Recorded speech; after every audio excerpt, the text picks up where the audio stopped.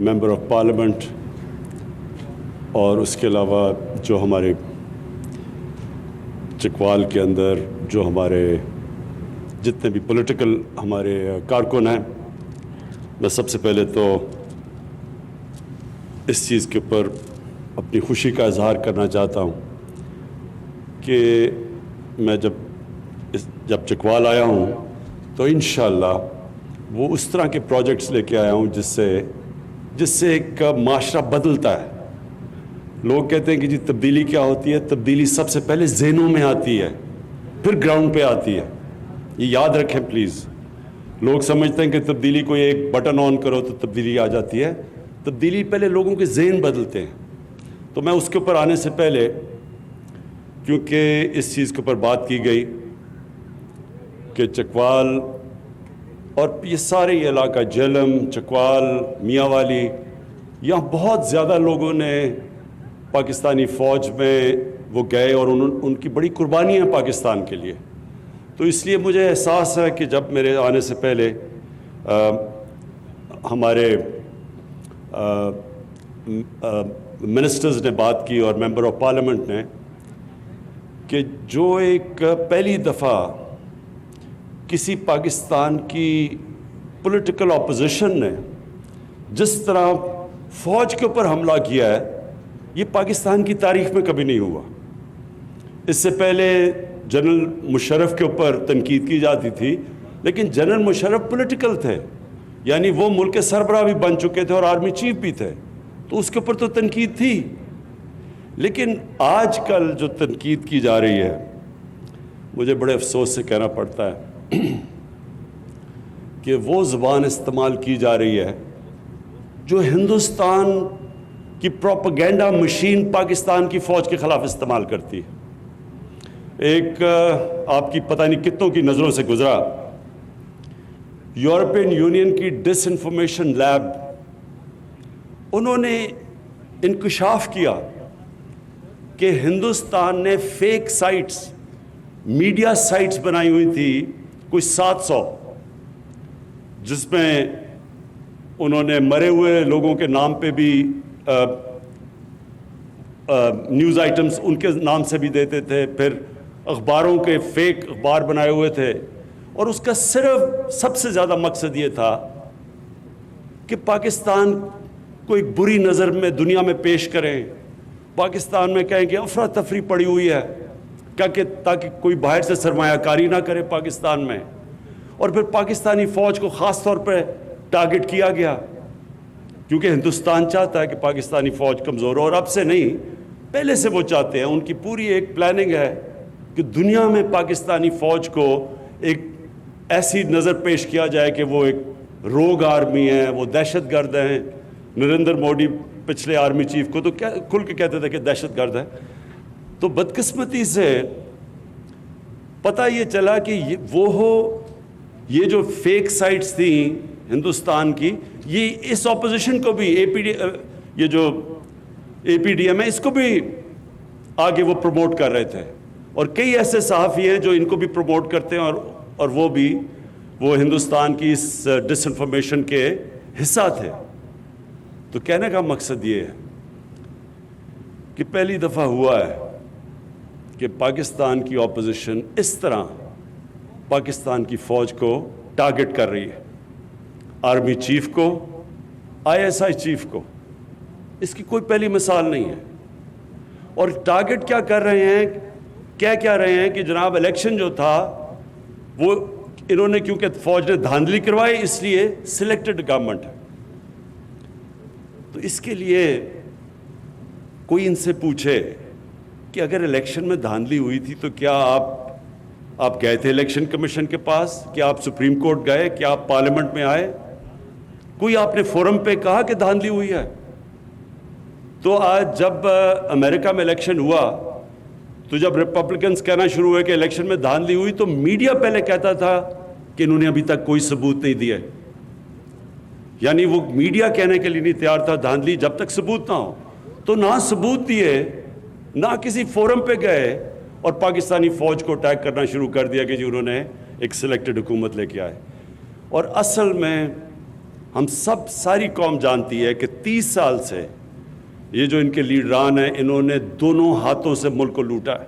30 سالوں سے ان کے اوپر باہر مضمون چھپے ہوئے ہیں, باہر کے اخباروں میں, ڈیلی ٹیلی گراف میں, ٹائمز میں, ڈیلی میل میں, میں انگلینڈ کی بات کر رہا ہوں, نیو یارک ٹائمز میں. بی بی سی نے 2 ڈاکیومنٹری ان دونوں لیڈرز کے اوپر بنائی ہوئی ہیں, ان کی چوری کے اوپر. ان دونوں نے ایک دوسرے کے اوپر جو باتیں کی ہوئی ہیں وہ آج آپ ٹی وی دیکھ سکتے ہیں. اور ایک کو زرداری کو جیل نواز شریف نے ڈالا تھا کرپشن میں. دونوں حکومتیں 2 دفعہ کرپشن میں گئی تھی, ایک دوسرے کو کرپٹ کہتے تھے. تو آج صرف اپنی چوری بچانے کے لیے ایک ملک کی وہ انسٹیٹیوشن جو اگر آج کبھی بھی پاکستان کو ایک مضبوط فوج کی ضرورت ہے تو آج ضرورت ہے. اور کیوں ضرورت ہے؟ کیونکہ ہمارے ساتھ جو ہمارا ہمسایہ ہے, 73 سال کی تاریخ میں بر صغیر میں اس طرح کی حکومت نہیں آئی جو آج ہندوستان میں آئی ہے, جو کہ ایک انتہا پسند, ایک ٹوٹیلیٹیرین, ایک ریسسٹ, اینٹی مسلمان اور اینٹی اسلام اور اینٹی پاکستان. کبھی ایسی حکومت نہیں آئی, اور جو انہوں نے کشمیریوں سے کر رہے ہیں. اور اس ٹائم پہ اپنی فوج کو اٹیک کرنا اور پھر اپنی فوج کو کہنا کہ ایک الیکٹڈ حکومت کو گرا دو. اپنے آپ کو ڈیموکریٹس کہتے ہیں, الیکٹڈ حکومت کو گرا دو. اور پھر فوج کو کہتے ہیں کہ اگر آرمی چیف الیکٹڈ حکومت کو نہیں گراتا تو فوج اس کو ہٹا دے. یعنی ملک میں فوج کو کہہ رہے ہیں کہ ملٹری کو کرو اور کہتے ہیں ڈیموکریٹک. تو میں اس لیے آج اس پلیٹ فارم سے, کیونکہ یہ وہ خاص طور پہ یہ سارا وہ علاقہ ہے جس میں لوگوں نے فوج میں جا کے بڑی اپنے ملک کے لیے قربانیاں دی ہیں, اور آج بھی ہماری فوج قربانیاں دے رہی ہے. آج جو ہندوستان سے دہشت گردی کی جا رہی ہے بلوچستان میں, پاکستان کے جو مرج ڈسٹرکٹس میں, یہ ہمیں پتہ کدھر سے ہو رہا ہے. ہمیں تو پہلے سے ہی اندازہ تھا کہ یہ ہر قسم کا پاکستان میں انتشار پھیلانے کی کوشش کر رہے ہیں, اور آج بھی ہمارے فوجی جوان قربانیاں دے رہے ہیں. اور اس میں یہ جو اپوزیشن جو حرکتیں کر رہی ہے, میں نے کبھی اپنی پاکستان میں اس طرح اپنے ملک کو انڈرمائن کرنے کے لیے کبھی کسی حکومت کو نہیں دیکھا. اور صرف ایک ان کا مطالبہ ہے کہ ان کو ہم کسی طرح NRO دے دیں. یعنی جو چوری انہوں نے 30 سال سے کر رہے ہیں اور پیسہ باہر لے کے جا رہے ہیں, کسی طرح اتنا بلیک میل کریں.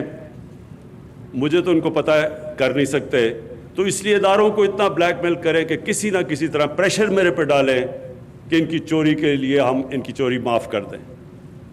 اور آج میں اپنی اگلی بات جو شروع کرتا ہوں, جس کے لیے میں یہاں آیا ہوں, اس سے پہلے میں ایک بات کہنا چاہتا ہوں اپنی قوم کو.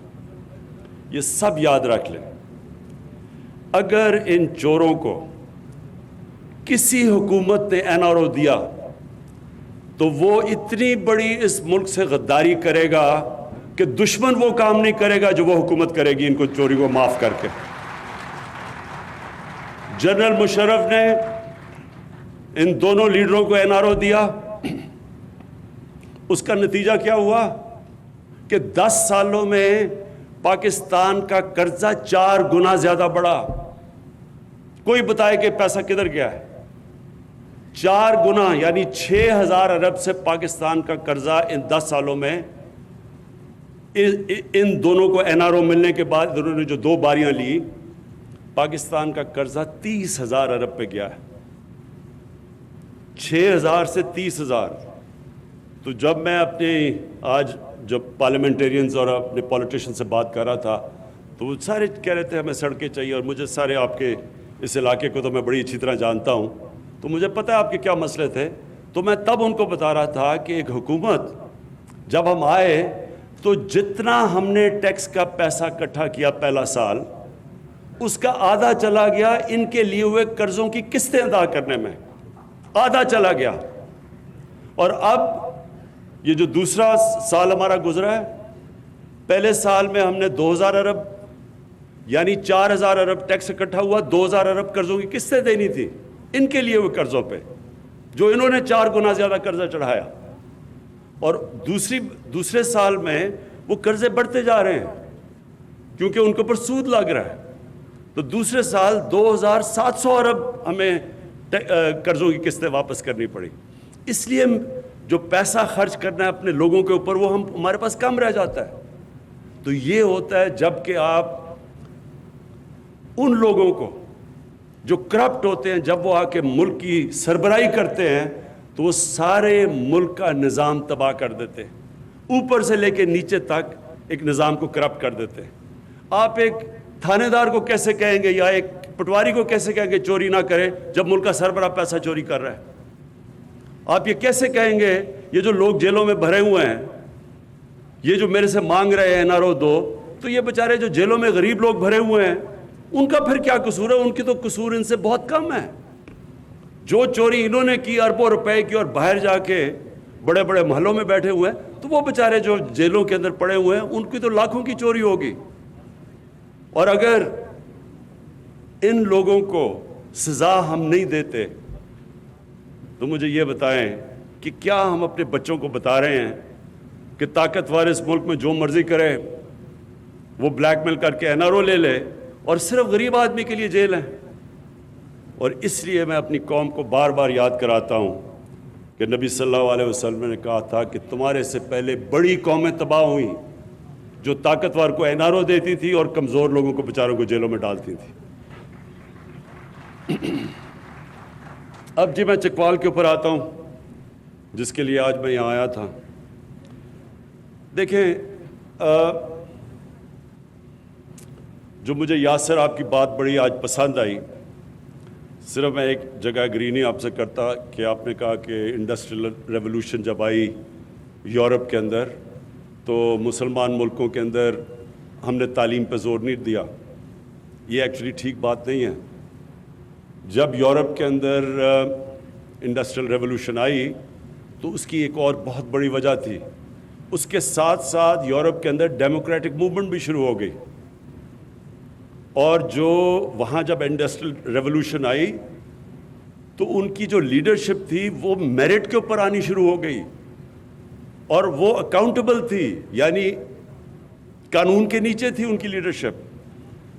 ہوا کیا کہ مسلمانوں کا جو ہمارا سفر شروع ہوا مدینہ کی ریاست سے, وہ بڑے ڈیموکریٹک سٹرکچرز تھے. مدینہ کی ریاست کے اندر جو خلیفہ وقت تھا وہ اکاؤنٹیبل تھا. عام آدمی حضرت عمر سے پوچھا مسجد میں کہ جی بتائیں آپ نے یہ کپڑے نئے کپڑے کدھر سے لیے, اور حضرت عمر نے جواب دیا. یہ نہیں کہا جس طرح بھی یہ فضل الرحمان نے کہا جی میں تو خود صادق امین ہوں, میں نے خود ہی فیصلہ کر لیا میں صادق امین ہوں, میں جواب دہ نہیں ہوں کسی کا. اور پھر 2 خلیفہ وقت جا کے عدالت میں کھڑے ہوئے. قانون کی بالادستی تھی, قانون اوپر تھا سب سے. اور ڈیموکریسی کی 2 چیزیں سب سے جس کی وجہ سے دنیا میں ڈیموکریسی آگے بڑھی, ایک قانون کی بالادستی اور دوسری میریٹوکریسی تھی. تو جو بادشاہ تھی جو ہم پیچھے رہ گئے, ہم اس لیے پیچھے رہ گئے کہ وہ جمہوریت کی طرف جانا شروع ہو گئے. اور ہم کدھر مدینہ کی ریاست میں جمہوریت, ہمارے پاس سارے جو سٹرکچرز جمہوری تھے, ہم بادشاہت کی طرف جانا شروع ہو گئے. اور بادشاہت کے اندر 2 چیزیں ہوتی ہیں جو ایبسولوٹ کنگشپ جسے کہتے ہیں, اس میں نہ بادشاہ اکاؤنٹیبل ہوتا ہے اور دوسری چیز میرٹ نہیں ہوتی. جو ڈیموکریسی ہوتی ہے وہاں لیڈرشپ میرٹ پہ آتی ہے, جو بادشاہت ہے وہاں تو خون کے اوپر لیڈرشپ ہے. اب آپ یہ دیکھ لیں دونوں بڑے بڑے جو اس ملک میں جنہوں نے 30 سال میں اس ملک میں چوری کی اور آج اربوں پتی ہیں اور باہر بھی پیسہ ان کا اور بچے بھی باہر ہیں, ان کے جو 2 بچے, اب ایک کا بیٹا ایک کی بیٹی اب جو یہ NRO کے جلسے کر رہے ہیں, تو ان سے کوئی پوچھے کہ آپ کی کوالیفیکیشن کیا ہے, کیا وجہ ہے کہ آپ دونوں پارٹیز کے سربراہ بنے ہوئے ہیں, کیا کیا آپ نے؟ آپ اگر کوئی نوکری, چھوٹی سی بھی نوکری لینے جاتے ہیں تو پہلا سوال آپ سے یہ پوچھا جاتا ہے کہ آپ کا جاب ایکسپیرینس کیا ہے, آپ نے کیا زندگی میں. जॉब एक्सपीरियंस के बगैर आपको कहीं नौकरी नहीं मिलती। तो इन दोनों से अगर कोई पूछे कि आपका जॉब एक्सपीरियंस क्या है, तो वो कहेंगे जी हमारे दोनों के बाप पाकिस्तान के करप्ट तरीन आदमी थे और उनके ऊपर केसेस चल रहे हैं और अदालतों में कन्विक्ट हो रहे हैं। ये हमारी क्वालिफिकेशन है। और तो इनकी क्वालिफिकेशन कोई नहीं। 1 घंटे का दोनों ने काम नहीं किया ज़िंदगी में, 1 घंटे की कमाई नहीं की, तो वो मुल्क चलाने जा रहे हैं। आप एक फैक्ट्री की है कि फैक्ट्री के लिए आप ज़रा एमडी को ज़रा रिक्रूट करेंगे तो ज़रा देखें वो क्या क्या सवाल पूछते हैं उस फैक्ट्री से कि बताएं तुमने क्या क्या किया ज़िंदगी में। तो यहाँ मुल्क चलाने जा रहे हैं और जॉब एक्सपीरियंस क्या है कि हम बड़े शान व शौकत में पले हैं, लेकिन बदकिस्मती से वो हलाल का पैसा नहीं था। अच्छा जी, मैं जो इंडस्ट्रियल रेवोल्यूशन से शुरू हुआ था, जो कौमें आगे बढ़ी हैं, जब तक हम तालीम के ऊपर ज़ोर नहीं देते, कोई ज़िंदगी में शॉर्टकट नहीं है। हम अगर समझ रहे हैं कि तालीम के बगैर कोई मुल्क आगे बढ़ जाएगा, ये फेरी टेल्स में भी नहीं होता। इसलिए नबी सल्लल्लाहु अलैहि वसल्लम ने जंग बदर के बाद एजुकेशन इमरजेंसी डिक्लेयर की। उन्होंने, हालांकि पैसे नहीं थे, बुरे हालात थे, उम्मा के बहुत बुरे हालात थे, जंग बदर में गरीब लोग थे सब, उसके बावजूद उन्होंने कहा कि जब कैदी को वापस करके, मक्का के कैदी को पैसे मिल सकते थे, उन्होंने तब कहा कि जो कैदी पढ़ा लिखा देगा 10 मुसलमानों को, वो वापस आज़ाद है। ये एक बड़ी सोच थी। जो तालीम है वो इमीडिएट रिटर्न्स नहीं होते। हमारा सबसे बड़ा मसला ये है कि जो हमारी जिस तरह की डेमोक्रेसी इवॉल्व की, हम 5 साल का सोचते हैं, चाचा जी 5 साल से मैं कोई ऐसा प्रोजेक्ट दिखा दूं, फिर उसकी इतनी अरबों रुपया उसके ऊपर पब्लिसिटी पे खर्च करके ताकि अगला इलेक्शन जीत जाओ। लेकिन तालीम के अंदर अगला इलेक्शन का नहीं आप सोचते।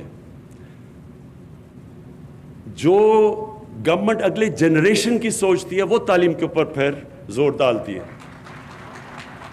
अब हमारा दुनिया में 2nd यंगेस्ट पॉपुलेशन है।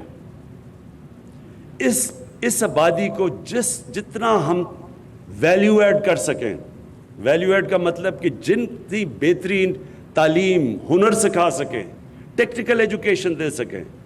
और दुनिया अब खड़ी है एक और टेक्नोलॉजी की रेवोल्यूशन पे। नई नई चीज़ें आ गई, आर्टिफिशियल इंटेलिजेंस, ऐसी टेक्नोलॉजीज इतनी तेज़ी से एडवांस कर रही हैं।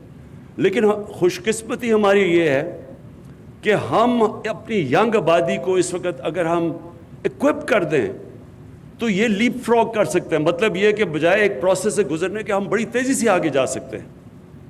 इसलिए जो 2 आज मैंने आज इनॉग्रेट की हैं 2 चीज़ें, एक आपकी जो यूनिवर्सिटी, चकवाल यूनिवर्सिटी, और दूसरा जो आपने सेंटर ऑफ एक्सीलेंस या एक स्कूल ऐसा बनाया कि जो बेहतरीन टैलेंट चकवाल के बच्चों का, लेकिन गरीब बच्चों का, वो बच्चे जो कि जिनके माँ बाप के पास पैसा नहीं आला तालीम देने का बच्चों को, उनके लिए जो स्कूल बनाया है, मैं आज आपके सामने पेशन गोई कर रहा हूँ कि अगर आपने सही तवज्जो दे दी उन स्कूलों पे, यानी टीचर्स के ऊपर सही तवज्जो दे दी, अच्छे टीचर्स भी दिए, स्कूल की बिल्डिंग्स काफ़ी नहीं होती, उसके ऊपर टीचर्स भी आपको अच्छे चाहिए होते हैं। अगर आपने तवज्जो दे दी तो आपका बेहतरीन टैलेंट उस स्कूल से निकलेगा जिधर आप मेरिट के ऊपर गरीब घरानों से बच्चों को लेके आ रहे हैं। हमने नमल यूनिवर्सिटी में साथ ही है, कभी आपको मौका मिले ज़रूर जाके देखें, क्योंकि मुझे उसका बड़ा फ़ख्र होता है उस यूनिवर्सिटी का। उसमें 90% जो स्टूडेंट्स हैं वो स्कॉलरशिप पे हैं, यानी उनका तकरीब सारा पैसा हम इकट्ठा करके स्कॉलरशिप पे देते हैं। और वो गरीब तरीन घराने के बच्चे हैं, और उनमें से 75% बच्चे उर्दू मीडियम स्कूल के हैं। और जो इनिशियल डिग्रीज थी वो ब्रैडफोर्ड यूनिवर्सिटी की हैं, यानी इंग्लैंड की यूनिवर्सिटी की हैं। लेकिन आपको हैरत होगी कि जो उनका रिज़ल्ट है, जिस तरह के वो बच्चे पढ़ते हैं और जो उनके अंदर ड्राइव है, जो हंगर है, जो भूख है, وہ بریڈفورڈ یونیورسٹی کی ڈگریز لے رہے ہیں، اور بریڈفورڈ یونیورسٹی سے جو پرسنٹیج ہے فرسٹ ڈویژنز کی وہ نمل یونیورسٹی کی زیادہ ہے۔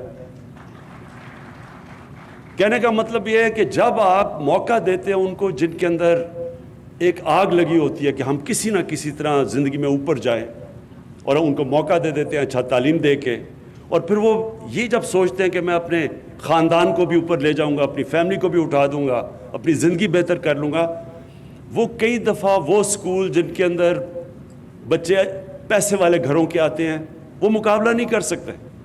اور یہ نمل یونیورسٹی میں آپ دیکھ لیں کہ نہیں، وہ جو نمل یونیورسٹی کے اندر جس طرح کے بچوں کے اندر ڈرائیو ہے وہ نظر آتی ہے ان کے رزلٹس پہ۔ اور اس لیے یہ جو آپ نے ایک پہلے اسکول، میں سمجھتا ہوں کہ اسکول میں سے آپ کا بہترین ٹیلنٹ نکلے گا۔ دوسرا جو یونیورسٹی ہے یہ بڑی ضرورت تھی یہاں سارے علاقے کے لیے، کوالٹی کی یونیورسٹیز یہ جو آپ بنانے جا رہے ہیں، میں آپ کو مبارک بھی دیتا ہوں، اور آپ یقین دلاتا ہوں کہ پوری طرح انشاءاللہ میں آپ کی اس پہ سپورٹ کروں گا ہر تک، اینڈ تک۔ اور پھر جو ہاسپٹل ہے یہ بہت ضروری ہے، یہ جو 500 بیڈ کا ہاسپٹل بنا ہے اس کی بڑی ضرورت ہے اس سارے علاقے میں۔ آبادی ہماری بڑھتی جا رہی ہے، ہمارے پاس اتنے ہاسپٹلز نہیں، نرسز نہیں، ڈاکٹرز نہیں، تو یہ جو آپ پہلا تو یہ قدم ہے کہ اس علاقے میں ایک ہاسپٹل کی بہت ضرورت تھی، تو یہ جو آپ نے 500 بیڈ کا ہاسپٹل بنایا اور یہ جو شروع کر رہے ہیں آپ، اس کے لیے پھر سے میں آپ کو ریپیٹ کرتا ہوں کہ پوری ہم سپورٹ دیں گے۔ لیکن میں آپ کو یہ بھی بتا دوں کہ جو پاکستان میں جتنے ہاسپٹل کی ضرورت ہے وہ گورنمنٹ نہیں بنا سکتی، اور اس کے لیے ہم نے ایک ایسا زبردست، اور میں دونوں پنجاب اور پختونخوا کی گورنمنٹس کو خاص طور پہ خراج تحسین پیش کرنا چاہتا ہوں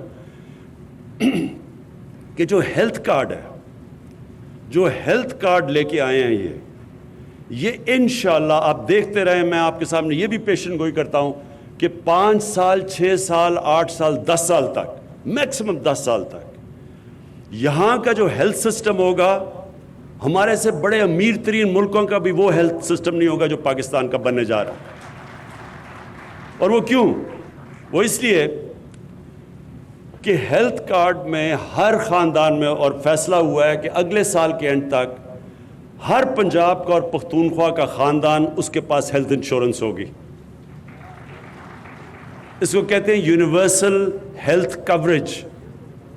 یہ آپ حیران ہوں گے، میں پھر سے کہہ رہا ہوں، امیر ترین ملکوں کے اندر بھی یونیورسل ہیلتھ کوریج نہیں ہے۔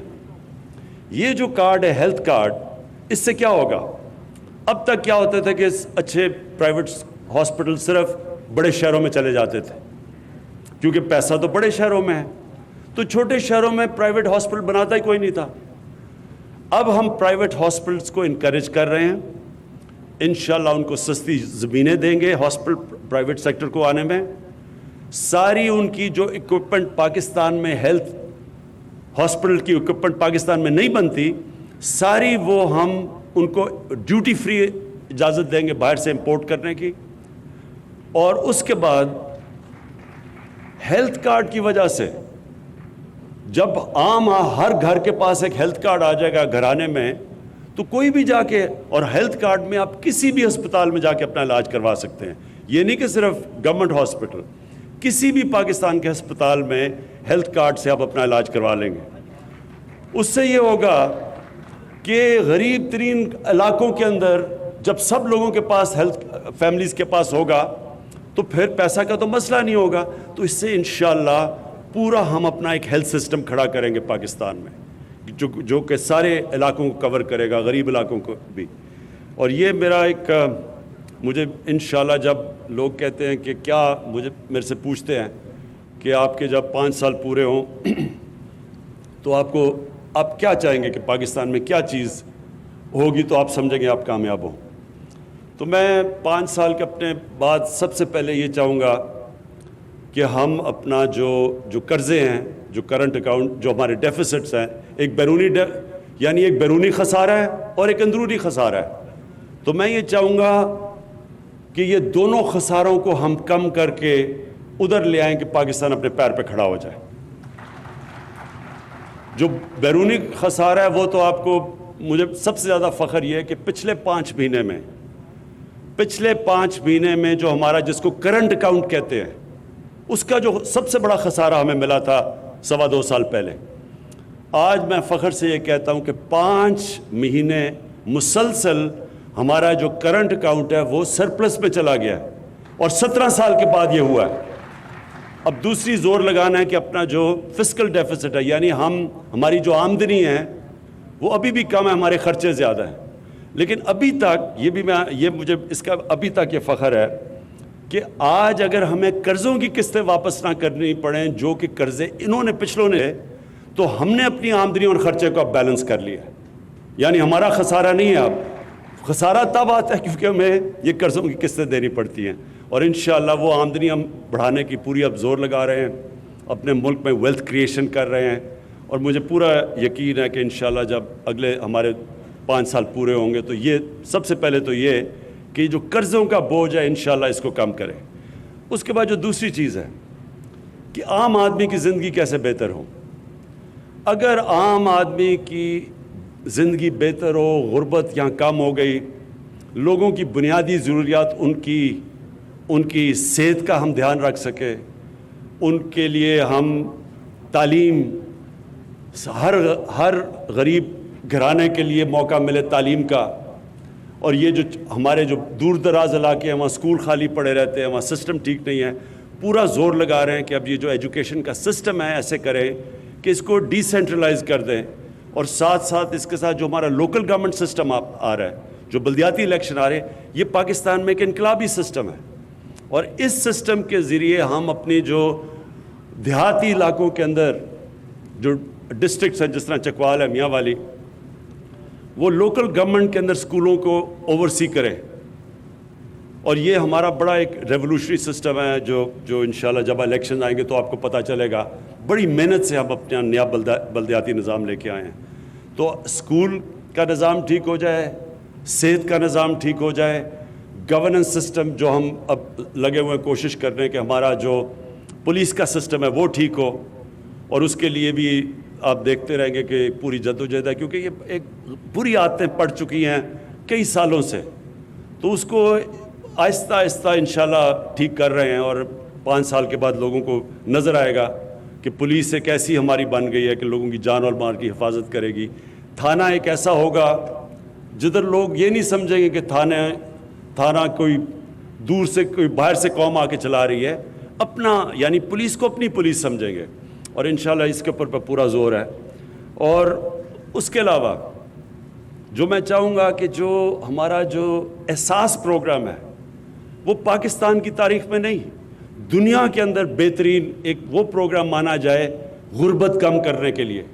ہم ایک بڑی یہ جو ابھی بھی ہمارا احساس پروگرام جو کرونا کے دور ہم نے جس طرح پیسے بانٹے غریب لوگوں کے اندر، یہ تو دنیا بھی ابھی سمجھتی ہے، اس کی خراج تحسین پیش کرتی ہے پاکستان کو کہ بہترین طریقے سے شفافیت سے اور بڑے تھوڑے وقت پہ اتنا زیادہ ہم نے پیسہ بانٹا غریب لوگوں میں، جس سے بچ کے ہی ہماری عوام لاک ڈاؤن میں جو تباہی مچی تھی۔ لیکن جو اب پوری طرح احساس پروگرام ہم لے کے آ رہے ہیں غربت کم کرنے کے، یہ ہم نے چائنا سے بڑی تفصیل سمجھی تھی کہ چائنا نے کیسے غربت اپنی کم کی۔ دنیا کی تاریخ میں کبھی کسی ملک نے اتنی تیزی سے اتنے تھوڑے ٹائم میں اتنے زیادہ لوگوں کو غربت سے نہیں نکالا جو چائنا نے نکالا ہے۔ تو اس پروگرام کے تحت میرا پورا ایک ایمان ہے کہ ہم اپنے 5 سال کے بعد یہ کہہ سکیں گے کہ پاکستان میں جب ہم آئے تھے اس سے اب غربت بہت کم ہو چکی ہے۔ اور جو میرا ابھی میں ایک اور اسکیم شروع کرنے لگا ہوں کہ ایک پورے ہمارا ایک پروگرام جس کے اندر پورے سٹیپس لیں گے کہ کوئی پاکستان میں بھوکا نہ سوئے۔ اس کے لیے ہم انشاءاللہ پورا ایک پلان لے کے آئیں گے جس میں پاکستان کے شہریوں کو ہم پوری قوم مل کے کرے گی کہ کوئی ہمارے ملک میں بھوکا نہ سوئے۔ یہ ایک پورا پروگرام انشاءاللہ آپ کے سامنے لے کے آؤں گا۔ تو میں پھر سے آج آپ کو چکوال کے لوگوں کو مبارک دیتا ہوں۔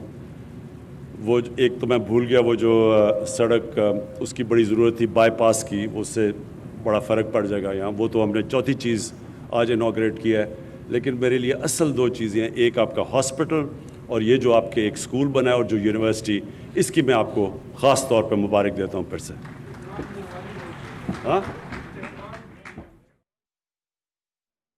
وزیر اعظم عمران خان چکوال میں موجود ہیں اور آج دورے کے دوران انہوں نے 15 ارب سے زائد کے منصوبوں کا افتتاح کیا ہے، جس میں law college, university of Chakwal اور 100 بیڈز پر مشتمل ایک ہاسپٹل شامل ہیں. اس کے ساتھ ہی رنگ روڈ کا سنگ بنیاد بھی رکھا ہے. آپ کو بتاتے چلیں کہ وزیر اعظم عمران خان چکوال کے دورے میں موجود ہیں اور اس دوران 15 ارب سے زائد کے منصوبوں کا افتتاح کیا گیا ہے. اور اس کے بعد انہوں نے خطاب کرتے ہوئے یہ کہا کہ ہم چکوال میں وہ منصوبے لے کر آئے ہیں جو چکوال کے معاشرے کے لیے معاون ثابت ہوگا، چکوال کے لوگوں کے لیے کارآمد ثابت ہوگا اور جس سے معاشرے میں تبدیلی آئے گی. تبدیلی وہ ہوتی ہے جو سب سے پہلے ذہنوں میں آتی ہے اور جس سے سوچ بدلتی ہے، اس کے بعد ہی معاشرہ تبدیل ہو سکتا ہے. اور آج چکوال میں جن منصوبوں کا افتتاح کیا گیا ہے وہ چکوال کی عوام کے لیے کارآمد ثابت ہوں گے اور چکوال کے معاشرے کے لیے معاون ثابت ہوں گے. وزیر اعظم عمران خان نے چکوال میں 15 ارب سے زائد کے منصوبوں کا افتتاح کر دیا ہے اور ان منصوبوں میں law college, university of Chakwal اور 100 بیڈز پر مشتمل ایک ہاسپٹل بھی شامل ہیں. اس کے ساتھ ہی رنگ روڈ کے منصوبے کا بھی سنگ بنیاد رکھا ہے. منصوبوں کے افتتاح کے بعد انہوں نے کہا کہ چکوال میں وہ تمام منصوبوں کا افتتاح کیا گیا ہے اور جو معاشرے کے لیے معاون ثابت ہوں گے اور اس کے ساتھ ہی چکوال کے لوگوں کو ترقی کی راہ پر گامزن کرنے کے لیے یہ اہم منصوبے شروع کیے گئے ہیں جو کہ جلد پایہ تکمیل تک پہنچا دیے جائیں گے. اور آپ کو بتاتے چلیں کہ اس وقت وہ چکوال میں ہی موجود ہیں اور انہوں نے خطاب کے دوران یہ کہا کہ چکوال میں متعدد ایسے منصوبے لا رہے ہیں جو چکوال کی عوام کے لیے اور چکوال کے معاشرے کے لیے معاون ثابت ہوں گے. اس سے پہلے چکوال میں یونیورسٹی موجود نہیں تھی اور آج یونیورسٹی آف چکوال کا سنگ بنیاد رکھ دیا گیا ہے اور ساتھ ہی ایک لاء کالج کا بھی افتتاح کیا گیا ہے جس کی مبارکباد بھی انہوں نے دی ہے.